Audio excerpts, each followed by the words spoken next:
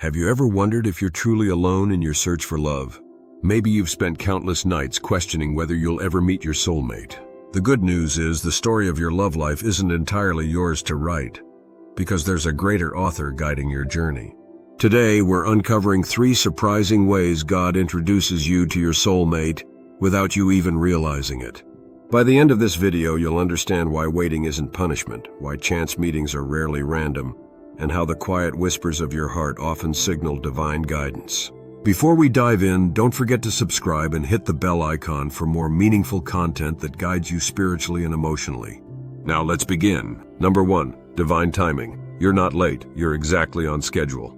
We live in a world of speed, fast food, instant messages, and rapid-fire dating apps. No wonder waiting feels painful. You might think, I should have found my soulmate by now, but here's a comforting truth.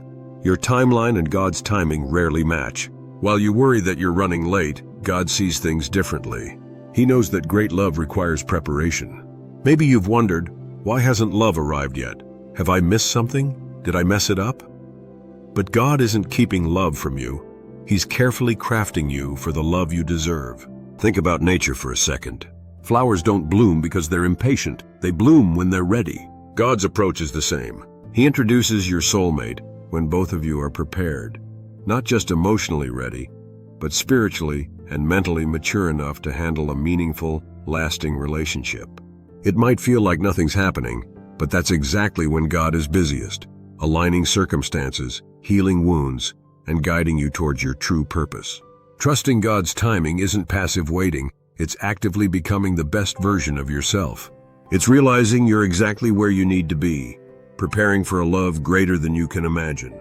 Number 2, unexpected encounters. Love comes quietly, not loudly. We've all seen movies. 2 strangers lock eyes across the room, fireworks erupt, and instantly they know they're meant to be.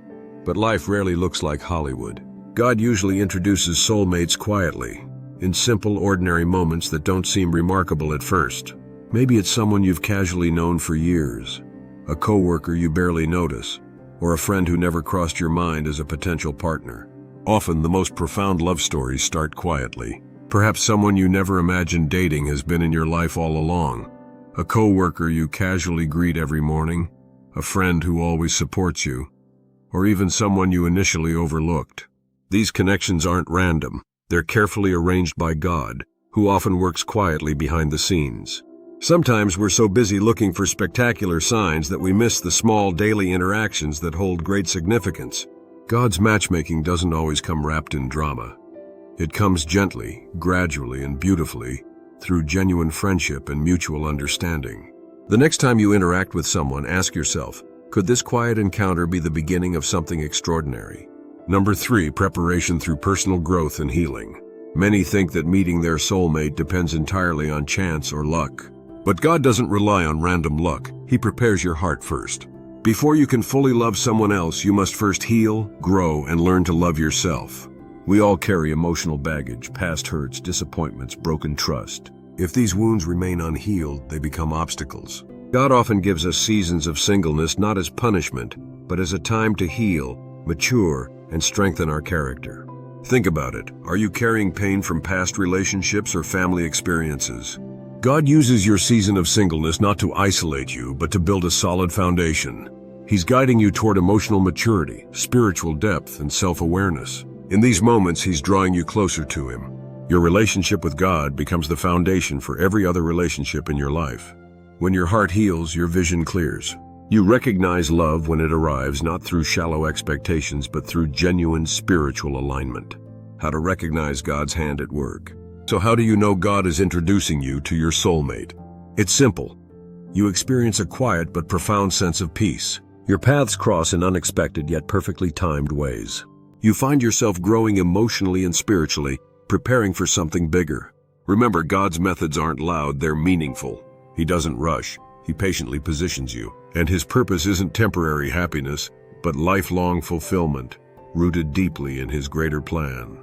Many people miss their soulmate because they're too focused on their own checklist or expectations. But true love isn't a checklist.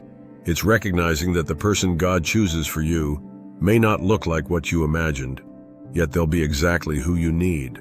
Being open means seeing beyond initial impressions an understanding that love often arrives quietly, subtly, but with undeniable clarity. Conclusion.